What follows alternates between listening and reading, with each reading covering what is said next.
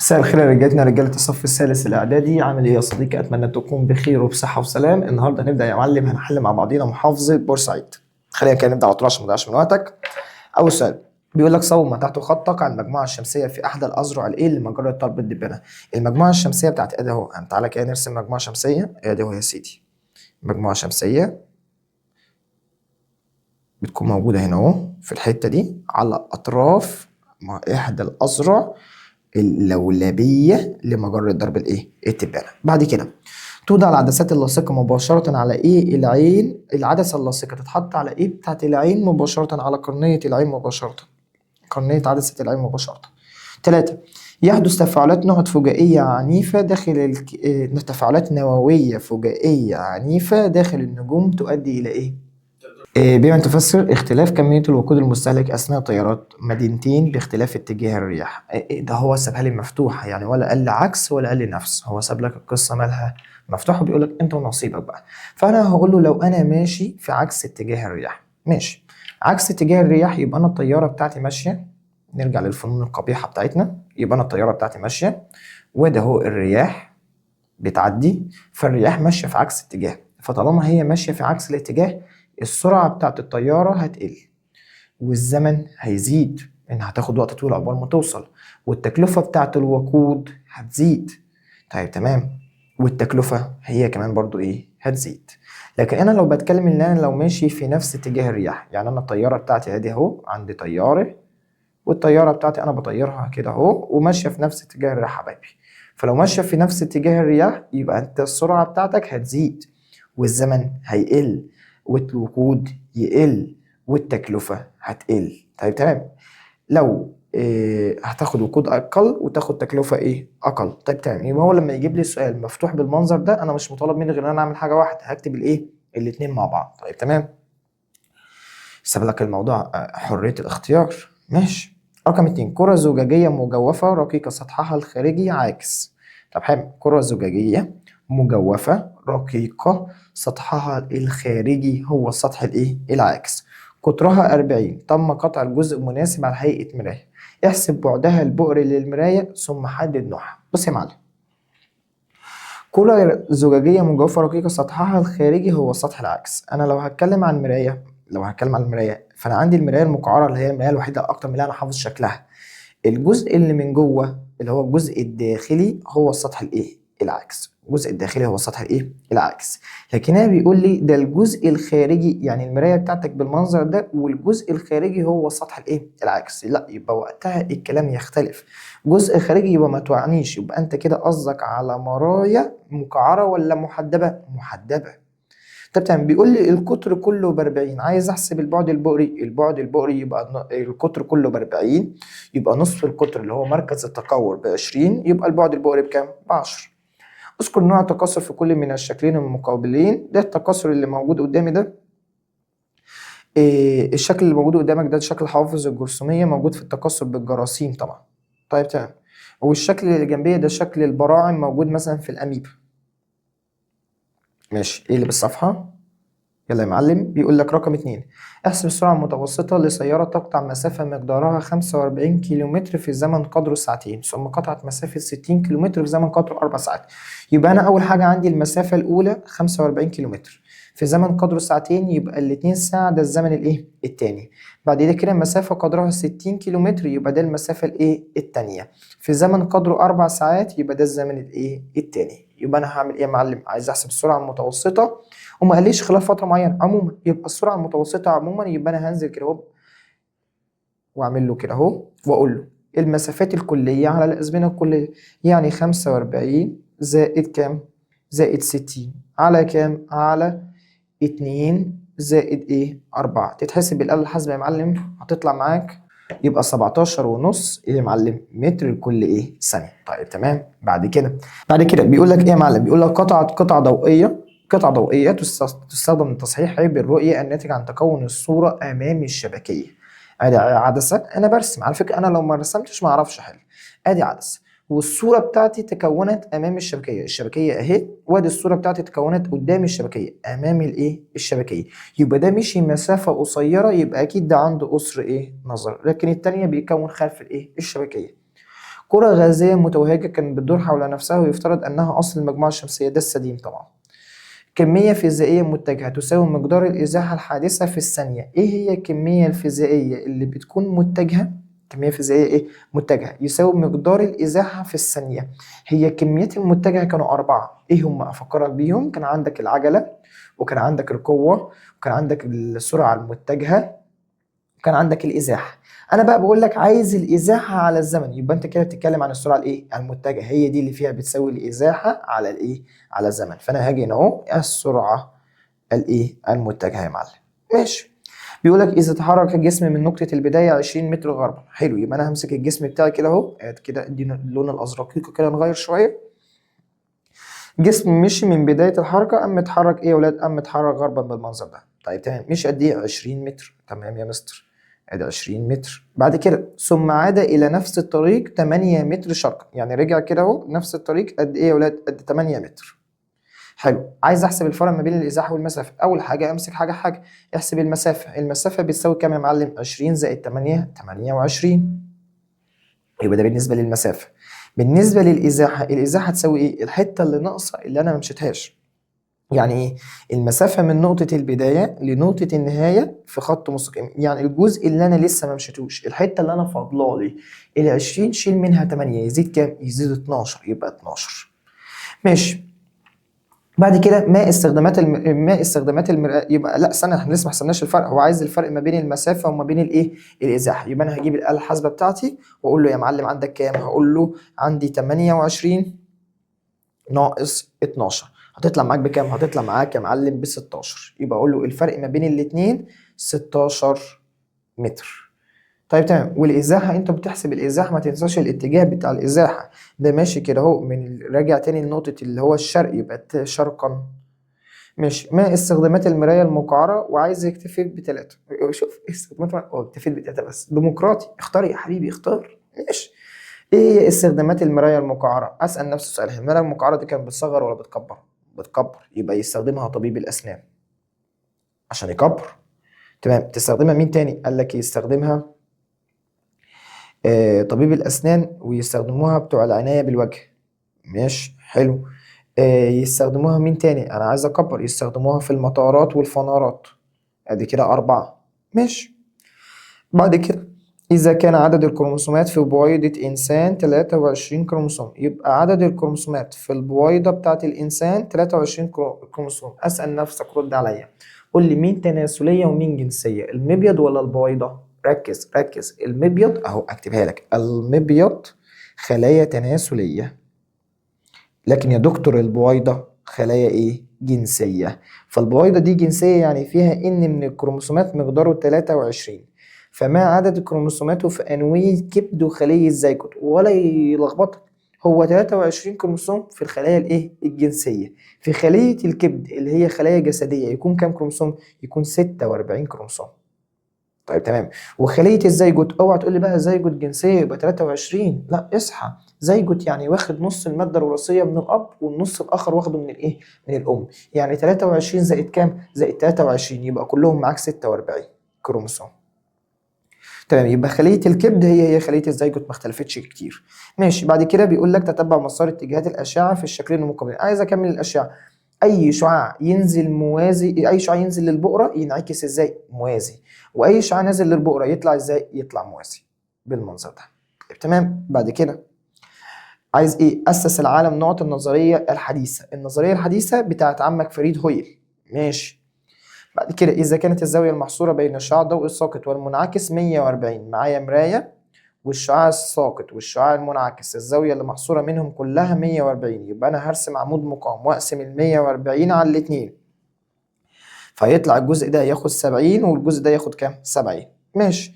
فإن الزاوية المحصورة تساوي 140، فإن قيمة الزاوية المحصورة بين الشعاع الساقط والسطح الإيه؟ العاكس. عايز الزاوية المحصورة بين إيه؟ ما بين الشعاع الساقط، ده هو الشعاع الساقط، والسطح الايه؟ والسطح العاكس اللي هو الجزء ده. يعني انا عايز المسافه اللي بره. تعالى كده يا معلم، يعني انا عايز حبايبي الجزء اللي بره ده، الزاويه اللي بره دي، هات اللون البنفسجي ده، دي بتساوي كام؟ طيب تمام. انت مش بتقول لي ان الجزء ده كله هنا ب 70؟ حلو. وانت بتقول لي ان دي زاويه قايمه، حلو. والزاويه القايمه هطرح 90 من الكام؟ من ال 70. فلما اطرح من 90 من 70، 70 80 90 يزيد لك كام؟ 20. يبقى الجزء ده يكون فيه كام؟ 20. يبقى هو عايز الزاويه المحصوره بين ايه وبين ايه؟ بين الشعاع الضوء الساقط والسطح الايه؟ العاكس، تساوي كام؟ 20. ولو طلب الزاويه المحصوره بين الشعاع الضوء المنعكس والسطح العاكس برضو تساوي كام يا معلم؟ تساوي 20. ماشي يا مستر. بعد كده يبقى الزاويه المحصوره بين الشعاع الضوء الساقط والسطح العاكس 20. ماشي. تحدث مجموعه من التغيرات العكسيه في الطور الايه؟ احب السؤال ده. ايه الطور اللي تحدث فيه تغيرات ايه عكسيه؟ افكرك كده. اول طور كان عندي الطور الايه؟ البيني. الطور البيني. وبعد البيني كان في طور تمهيدي. الطور التمهيدي تختفي فيه حاجتين، ايه هما؟ النوويه تختفي، مفيش نوويه.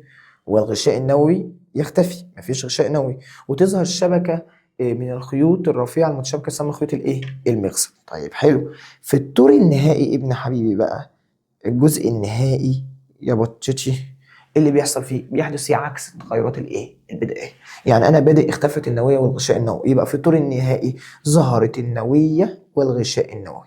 يبقى لما يجي يسالني مين الطور اللي حدثت فيه تغيرات عكسيه، اقول له الطور النهائي. الله، خط جميل. ماشي. واحد، متى تكون السرعه النسبيه لجسم متحرك ضعف السرعه الفعليه؟ ولا امتى تكون النسبيه ضعف الفعليه؟ طب تعالى كده نحسبها مع بعضينا. لو انا مثلا بقول الحته الفاضيه دي، تعالى هنا. لو انا مثلا بقول النسبيه تساوي الفعليه زائد المراقب، قول لي بقى امتى تكون النسبيه، هو عايز امتى تكون النسبيه ضعف الفعليه. يعني مثلا لو قلنا النسبيه ب 40 والفعليه ب 20، يبقى لازم يكون ايه؟ لو انا قلت ضعف الفعليه، لو انا هنا ذكرت ان الجزء بتاع المراقب ده يكون بكام؟ حبيبي مستر، ما انا كام هجمعه مع ال 20 يديني 40؟ مفيش اي حاجه هتجمعها. استنى الحته دي مهمه. كام هتجمعه على 20 دي؟ ممكن اجمع 20 صح. انا معلش، انا كنت فاكر في الطرح، فكنت هقول لك في الطرح هنطرح 20 من 20 ما تديش حاجه. لا، هنا في الجمع شغال. هجمع 20 زائد ال 20 تطلع ايه؟ 40. يبقى لما يكون ايه؟ لما يكون هما الاثنين بيتجمعوا امتى؟ نفس الاتجاه ولا عكس الاتجاه؟ عكس الاتجاه. يبقى قول له عندما يسير الجسمان في عكس الاتجاه. هتكتب كده اهو في السؤال ده. انا مفيش مكان عندي، المكان ضيق جدا. اكتبك فين؟ هكتبها هنا اهو. عندما يسير الجسمان في نفس الايه؟ الاتجاه وبنفس الايه؟ السرعه، اللي هما مين ومين؟ الفعليه والمراقب. لو المراقب والفعليه نفس السرعه يبقى النسبيه تساوي ضعف الايه؟ الفعليه. اتس اوكي. بعد كده، عند وضع جسم على بعد يساوي البعد البؤري لمرايه مقعره تكون الصوره على هيئه بقعه مضيئه. يعني عايز تقول لي ايه؟ عايز اقول لك لو انا وضعت جسم على بعد يساوي البعد البؤري، يعني انا مرايه ووضعت جسم على بعد يساوي البعد البؤري وقفت على البؤره، تكون الصوره على هيئه بقعه مضيئه. يعني عايز يقول لي ان الجسم خرج شعاع موازي فطلع نقطه مضيئه. ليه طلع نقطه مضيئه؟ قال لك عشان الاشعه لا تتقابل، وامتدادات الأشعة الناحية التانية لما تطلع الناحية التانية الامتداد بتاع الأشعة برضه هو كمان إيه؟ مش هيتقابل. فعشان كده عند وضع جسم على بعد يساوي البعد البؤري لا تتكون له إيه؟ صورة تظهر على هيئة بقعة إيه؟ مضيئة. قطار بدأ رحلة طولها 200 كيلومتر في الساعة السادسة صباحا بسرعة قدرها 40 كيلومتر لكل ساعة. حدد سرعة وصول القطار. هات يا معلم كده. بعد كده قال لك القطار بدأ رحلته طولها 200 كيلومتر، يبقى دي المسافة اللي هو ماشي بيها. وصل الساعة السادسة صباحا. بدأ الرحلة من الساعة السادسة صباحا بسرعة قدرها 40 كيلومتر كل ساعة، يبقى دي السرعة. عايز الساعة اللي هيوصل فيها القطر. بسيط، إن معايا إيه؟ هطلع معطيات على جنب. معايا المسافة تساوي 200 كيلومتر، مستر كورس علمني كده أهو. والسرعة تساوي 40 كيلومتر كل ساعة، احنا اتعلمنا كده اهو منه. فأنا هشوف ناقص الزمن، فهحط الزمن في مثلث، يبقى السرعة تساوي المسافة على الزمن. أنا محتاج الزمن، يبقى الزمن يساوي المسافة على السرعة. المسافة بكام؟ المسافة ب200. السرعة بكام؟ السرعة ب40. تجيب الآلة الحاسبة وتقول له 200 على 40، يبقى 200 على 40 فيها كام؟ فيها خمسة ايه؟ 5 ساعة. يبقى القطر محتاج قد ايه عشان يوصل؟ 5 ساعات، وهو بدأ حركته الساعة كام؟ 6. يعني اوعى تقول لي هيوصل الساعة الخامسة، لا، انت الزمن عندك ب5. القطر بدأ رحلته الساعة 6 اهو، عقرب الساعة اهو، بدأ رحلته الساعة 6، هيفضل ماشي من الساعة 6 يا ولاد لمدة قد ايه؟ 5 ساعات. يبقى انا هزود على الستة كام؟ 5. يبقى اقول له 6 زائد ايه؟ 5 يساوي 11. يبقى يصل في الساعة 11 ظهرا، او يصل في الساعة 11 ظهرا بتوقيت القاهرة. تمام. بعد كده بيقول لي ماذا يحدث إذا لم تمر الخلية بالطور البيني قبل الدخول في عملية مصيبة؟ إيه؟ أصل الطور البيني هو ده اللي بيمهد الخلية لعمليات الانقسام، وهو ده اللي بيقولها اجهزي ايه يا عزيزتي الخليه انت هتتقسمي. طيب تمام، فهو بيمهدها عن طريق ايه؟ عن طريق انها تعمل شويه عمليات حيويه. تقول لها ايه؟ تعالي يا ست نعمل لك عمليات حيويه، نزرع لك شويه شعر، نركب لك باروكه، اصل انت مبروك عليك رايحه ايه؟ تتقسمي، فلازم تعملي شويه عمليات ايه؟ حيويه. فلو ما فيش طور بيني، صفر يا معلم ولا اي حاجه. هقول له كده لم تحدث، اهو لم تحدث الانقسام الخلوي، وترتب على ذلك بقى كل حاجة. لن تتعوض الخلايا التالفة، لن ينمو الجنين، لم يتم التكاثر اللاجنسي، لم يتم التكاثر الجنسي، لم يحدث تنوع في الصفات الوراثية، لم يحدث تبادل في الجينات، لم تحدث ظاهرة عبور. غني بقى كل حاجة تخص الدرس التاني أكنه لغاها. بأمانة ما بهزر، أكنه لغاها. لغاها ازاي يعني؟ هو خلاص هو كنسل الموضوع. ليه؟ مفيش طول بيني، ده هو الكل في كل، ده هي نقطة الأساس اللي بتمهد الخلية. لم تتمهد الخلية لن تقوم بالعمليات الحيوية. ماشي. اختر مفهوم الحركة للجسم. معنى الحركة ايه؟ معنى الحركة ان في جسم بيتغير موضعه من مكان يروح لمكان تاني بمرور الزمن. فبيقول لك ثبات موضع الجسم بتغيير الجسم ثابت. يا شيخ، يلا انت كبير يا على الهبل ده، انت في ثالثه اعدادي كبرت على العبط ده. بيقول لك ثبات موضع الجسم، الجسم يفضل ثابت في مكانه، دي حركة؟ لا. تغيير موضع الجسم شغال. ماشي. رقم 2، يمكن إنتاج نباتات جديدة مشابهة تماما للنبات الأم. أقدر أنتج نبات جديد شبه النبات الأم، يبقى عن طريق التكاثر الإيه؟ الخضري. مش سهلة تكاثر خضري، فين؟ مفيش تكاثر خضري. بص بقى بيقول لك إيه؟ تكوين الأمشاج؟ لا. حدوث الإخصاب؟ لا. التبرعم؟ لا. زراعة الأنسجة هي دي. وقف أحمد على بعد 3 متر قدام مراية مستوية فتكونت له صورة. تعال نشوف حمادة على اللي حصل فيه. بص حمادة، قال لك حمادة وقف على بعد 3 متر أمام مراية مستوية، فكم تصبح المسافة بين أحمد وصورته؟ المسافة تبقى بين أحمد وصورته قد إيه؟ مستر هو مش بين أحمد والمراية 3 متر؟ يبقى ما بين المراية وصورة أحمد 3 متر. فبيقول لها فكم تصبح المسافة بين أحمد وصورته؟ لا ده أنت كده عايز الكل. يبقى من اللفة كلها 3 زائد كام؟ 3 زائد 3 تساوي كام؟ 6. شطور عزيزي. ب. ما خواص الصورة المتكونة بالعدسة المحدبة؟ ايه هي الخواص اللي بتميز الصورة اللي بتتكون بالعدسة المحدبة؟ ماشي، معاك للآخر، معاك للآخر. إذا وضع جسم أمام العدسة بين البؤرة ومركز تقور. بين البؤرة ومركز تقور، يبقى هو واقف ما بين بابا وما بين ماما. بؤرة ب، مركز تقور ميم. يبقى أنا لو هرسم جسمي في عدسة، الله عليك يا مستر أنت بترسم العدسة، صاد ب ميم ب ميم. حلو. والجسم انا هرسمه بالاحمر اهو، واقف بين البؤره والمركز، بين بابا وبين ماما. اي جسم، حفظ نفسك من دلوقتي، اي جسم يقف بين بابا وبين ماما صورته تطلع بعيده عن بابا وبعيده عن ماما. الناحيه التانيه بعيدا بعيدا بعيدا. ماشي. ما خواص الصوره المتكونه؟ الصوره المتكونه طلعت الناحيه التانيه تبقى صوره حقيقيه. الاحمر ده قلب على اورنج. ماشي. اي صوره حقيقيه دايما مقلوبه. مصغره ولا مكبره؟ يا مستر ده كبير جدا وبعيد عن بابا وماما. ولد بعد عن بابا وماما، يبقى كده هيكون ايه؟ هيكون كبير. ماشي. 2، تتحرك سياره بسرعه 50 متر كل ثانيه، يبقى دي عين السرعه. فاذا قلل السائق سرعتها بمعدل 2 متر كل ثانيه. اوعى تقول لي العجله تساوي 2 متر كل ثانيه حبيبي، قلل سرعتها يعني السرعه قلت، يبقى العجله ايه؟ سالبه، يبقى سالب 2. يا مستر ما هو كاتبها في السؤال باتنين، ما هو عايز يلخبطك، ما هو عايزك تجيب العجله باتنين وتقول له اصل العجله بتاعتي بقت بتساوي 2. صفر يا معلم. ليه؟ ان هو قلل السرعه. طالما قلل السرعه يبقى العجله ايه؟ سالبه. عجله سالبه يعني ايه؟ يعني ايه عجله سالبه؟ يعني السرعه اللي انا بدات بيها اكبر من السرعه اللي انا بديت بيها نهيت بيها. يعني عين واحد تكون اكبر من عين اتنين، الاولى تكون اكبر من الثانيه، فتتسمى عجله ايه؟ سالبه. يبقى ما ينفعش اقول له 2، يبقى العجله تساوي سالب 2. دي اول نقطه. تمام. يبقى السياره بتتحرك، يبقى عين واحد ب 50 والجيم العجله بسالب ايه؟ 2. احسب السرعه بعد مرور 12 ثانيه، يبقى الدلتا زال ب 12 ثانيه. اجي له بقى كده، بص يا اخويا، بص يا اخويا هنعمل ايه؟ اول حاجه خلينا كده نمسح الجزء ده عشان اشخبط براحتي. هنقول له ايه؟ بص يا معلم، بص الحركه اللي انا هعملها دي واعمل زي بالله عليك. اول حاجه هتقول له ان عندي حاجه اسمها قاعده موسيقيه، لحن كده يطرب الاذان. ايه هو؟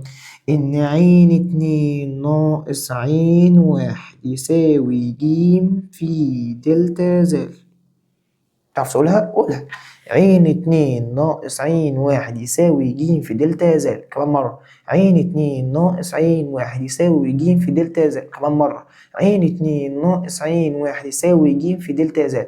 لحن كده يطرب ودانك، انت قاعد تسمع كده انت مستمتع باللي انت بتسمعه، حاجة كده تحفة. طيب تمام. فايه اللي يحصل يا مستر؟ اقول له اهو عين 2 بكام؟ مش عارفها، ما أنا هي دي اللي انا عايز احسبها. ناقص عين 1، عين 1 احنا لسه قايلين بكام؟ ب 50. العجله باتنين بسالب 2، دلتا زال بكام؟ ب 12. طيب تمام. يبقى عين 2 ناقص 50 يساوي سالب 12 في 12، سالب 2 في 12. احسب على سالب 2 في 12 تطلع معاك بسالب 24. يا اختي قلبت ليه؟ بس سالب 24 يساوي سالب 24. يبقى عين 2 تساوي سالب 24، واودي السالب 50 الناحيه التانيه بعكس الاشاره تبقى زائد 50. فهقول له على الاله سالب 24 زائد 50، هيطلع معايا الرقم ب 26. 26 ايه؟ 26 متر لكل ثانية. يبقى انا حسبتها ب 26 متر لكل ايه؟ ثانية. ارجع للمحافظة بتاعتك. بعد كده ما اسم الظاهرة المقابلة وما أهميتها؟ الظاهرة دي اسمها ظاهرة العبور. أهمية ظاهرة العبور إيه؟ ولا ظاهرة العبور أهميتها إيه؟ تبادل الجينات، تبادل الجينات، تبادل الجينات. وايه تاني بعد تبادل الجينات؟ تبادل الصفات الوراثية، تبادل الصفات الوراثية. يقول لها لا بعد إذنك أنت عايزة ابني يطلع شبهك، إحنا هنبدلهم مكان بعض. تقول له لا، يقوم ماسكها، يقوم قاطع رجلها ويقطع رجليها، وبعد ما يقطع رجليها يبدلهم مكان بعض. عشان إيه؟ عشان الواد ياخد من صفات الأب الجميل وما ياخد من صفات الأم؟ لا طبعا. بعد كده جسم يتحرك بعجلة لا تساوي صفر، ده عايز إيه؟ حلوة دي. إيه؟ ماشي طالع لفوق، فبيقول لك ده جسم، ده زمن، ودي حته فاضيه. بيقول لي الجسم ده ماشي بعجله مش بتساوي صفر. امتى العجله تساوي صفر؟ العجله تساوي صفر لما السرعه تكون منتظمه. طب انا بقول لك العجله لا تساوي صفر، يبقى هو ماشي المحافظه كلها مع الولاد عمال ماشي معاه باسئله منطقيه شافها في كل الكتب وما صعبش عليه حاجه خالص، وماشي بادئ معاه سؤال بسؤال بالتدريج، مفيش اي مشكله، وكل حاجه ماشيه متوازنه، ولا الموضوع صعب ولا الموضوع سهل، ولا الحاجه تقيله جدا الولاد مش عارف يفك فيها الخط، ولا الحاجه ماشيه حلو جدا لدرجه ان عيب حلو وهو مغمض عينيه. تمام. وفي الاخر قام لازعه سؤال محترم في الجون. قال له ايه؟ قال له معاك سرعه وزمن. عايز تقول ايه؟ عايز اقول لك قول لي امتى الجسم يتحرك بعجله لا تساوي صفر. فالولد يستنتج بقى ويرجع بدماغه، العجله كانت بتساوي صفر لما السرعه كانت ايه؟ منتظمه. لا تاني. العجله كانت بتساوي صفر لما السرعه كانت ايه؟ منتظمه. فلما العجله لا تساوي صفر يبقى السرعه غير منتظمه، يبقى بقى في قيمه للعجله. يبقى ما ينفعش اقول له مسافه وزمن وخط طالع فوق، مسافه وزمن وخط طالع لفوق، يبقى انت كده بتتكلم عن ايه؟ مسافه زي ما خط طالع فوق بتكلم عن ايه؟ بتكلم عن سرعه منتظمه، وانا عايزها عجله لا تساوي صفر، يبقى سرعه غير منتظمه، يبقى احط فوق سرعه وزمن. حلو. سؤال في الجون. بعد كده جسم يتحرك بعجله بتساوي صفر، هنا عايز العجله تساوي صفر اهو، بسطها شويه، يعني عايز سرعه منتظمه، يبقى مسافه وزمن وخط طالع لايه؟ لفوق. الحمد لله احنا خلصنا المحافظه، بدأ جزء كبير من السنه ان هو يعدي على خير. بص يا عزيزي، عود نفسك طول ما انت ماشي على مدار السنه ما تهملش حاجتين. ولا تهمل الصلاة بتاعتك، اظبط صلاتك على طول أول بأول باستمرار. تاني حاجة ما تهملش علاقاتك. ايه هي علاقاتك؟ صلة الرحم اللي ربطنا وما بين ربطنا ما بيننا وما بين أهالينا. تمام. عود نفسك لو انت عندك صاحبك متخانق معاه تعالى على نفسك وصالحه. الصلح محبة. الصلح محبة. زود العلاقة ما بينك وما بين أهلك وأسرتك، ما تبقاش ضيف في البيت. يعني ما تقعدش في البيت مثلا أول ما تروح البيت أصلا أنا هذاكر واقعد تقفل على نفسك. ما قلتلكش ما تذاكرش عشان أنت ما تاخد الكلام برضو بوزن. أنا بتكلم راجل كبير تمام. بس أحاول أوصل صلة الرحم اللي ما بيني وما بين أبويا وأمي إيه في البيت. ابدأ رتب كده حياتك. رقم واحد الصلاة، رقم اتنين العلاقات بتاعتي. بلاش يبقى خليك إنسان مستقيم. بلاش خلافات على الفاضي. بلاش نعيشها في حرب. احنا مش عايشين احنا عايشين في دنيا عادي. تمام. كلنا بنحب بعض عادي مفيش مشكلة. تعيشها في محبة كده. تمام. يبقى رقم واحد الصلاة بتاعتك، رقم اتنين العلاقات ايه بتاعتك، رقم تلاتة عشان نبقى قفلنا كده اهو مذاكرتك مذاكرتك مذاكرتك. احنا بنذاكر ليه؟ عشان السؤال ده بيجي كتير. ايه لازمة المذاكرة؟ تمام. او ايه الفايدة في الاخر من المذاكرة؟ انت بتذاكر عشان مستقبل افضل، عشان تعيش في مستقبل ايه افضل. وكده يا معلم نكون احنا خلصنا مع بعضينا حل المحافظة دي. وجود باي واشوفك في محاضرة تانية ان شاء الله. مع السلامة.